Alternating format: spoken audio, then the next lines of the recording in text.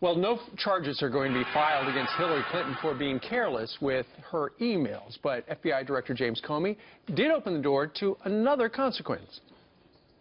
To be clear, this is not to suggest that in similar circumstances, a person who engaged in this activity would face no consequences. To the contrary, those individuals are often subject to security or administrative sanctions, but that's not what we're deciding now. Now Republicans in Congress are working on a bill to strip Clinton of her security clearance. So how would that all work? Well, let's talk to Republican Senator Cory Gardner. Senator, nice to see you this morning. How would this work? Get rid of her security clearance? She's running for the presidency of the United States. How would that happen?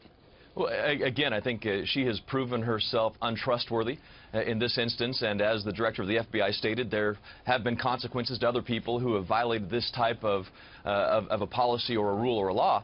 And so what we're saying is simply this: she should not have a classified clearance. It ought to be revoked. And those around her, those that she was emailing with, the people who received the classified information, ought to have their security clearance revoked as well until she has a legal right to that security clearance. By becoming the president-elect, she shouldn't be able to be trusted with the most sensitive secrets this country has to offer. Senator, to some, it looks like the Republicans are putting the political machinery in order so that they can continue to beat this drum. She's not trustworthy from today right through November the 8th.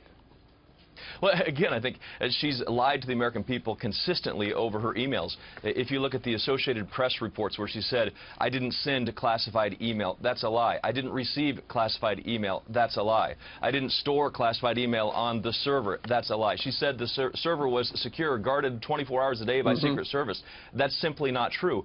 Time and time again, she has not told the American people the truth. And there should be consequences to those kinds of actions, particularly when it relates to the most sensitive classified information that this country has, the most sensitive secrets this nation has. Yeah, Senator Dana Perino was on Megyn Kelly's show last night. We played a soundbite at the beginning of our show, and we'll continue to do that. When she was saying, when she was the spokesperson in the White House, classified information was stored in a little box inside her mind, and she said she will never release that information, still to this day. Yet we have Secretary of State Hillary Clinton and a woman running for president, and she's releasing classified information. And even Bill Clinton, in an executive order that was written by President Bill Clinton, it's Order 12968. This is what it says: the unauthorized disclosure of information classified in the national interest can cause irreparable damage to the national security and loss of human life.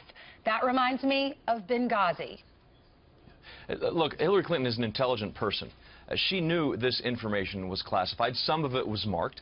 The FBI director himself said that you should be aware of this, and if you have the potential to be carrying forward classified information, then you shouldn't send it over an unsecured server. The New York Times is reporting today that the FBI's code words in his statement most likely meant that her server was hacked by foreign actors. It's dangerous for the United States to have this kind of a potential. That's why her clearance ought to be revoked until if she is president-elect. That's why the people who acted with extreme carelessness around her ought to have their security clearances revoked so they can't continue to perpetrate this kind of extreme recklessness. Look, the Clintons are the great escape artists of American politics. They're the great Houdinis of American politics. They push the law to the very edge, and just when they get caught, just when they get trapped, they pull back. It's a double standard that the American people are tired of dealing with. Well, let's see what happens. Senator from great state of Colorado, Cory Gardner. Cory, thank you very much. Thanks, Senator. Thanks for having me.